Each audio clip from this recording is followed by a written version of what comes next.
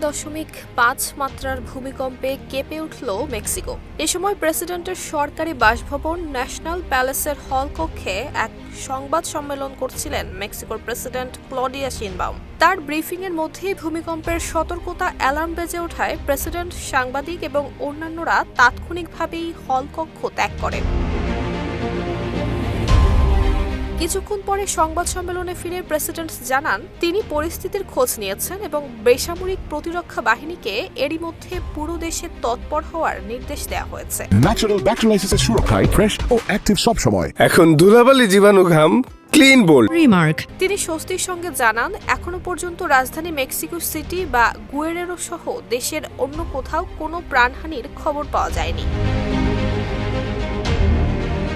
স্থানীয় সময় 2 জানুয়ারি সকাল 7:58 এই ভূকম্পন অনুভূত হয়। মেক্সিকোর জাতীয় ভূকম্পন গবেষণা সংস্থা ন্যাশনাল সিসমোলজিক্যাল সার্ভে এই তথ্য নিশ্চিত করেছে। ভূমিকম্পের তীব্রতায় জানমালের বড় ধরনের ক্ষয়ক্ষতির আশঙ্কা থাকলেও প্রাথমিক প্রতিবেদনে এখনো পর্যন্ত কোনো হতাহত কিংবা বড় ধ্বংসযজ্ঞের খবর পাওয়া যায়নি। প্রশান্ত মহাসাগরের উপকূলে অবস্থিত পর্যটন শহর আকাপুলকো থেকে মাত্র 92 কিলোমিটার দূরে কম্পনের উৎপত্তি হওয়ায় উপকূলীয় এলাকায় মুহূর্তেই আতঙ্ক ছড়িয়ে পড়ে।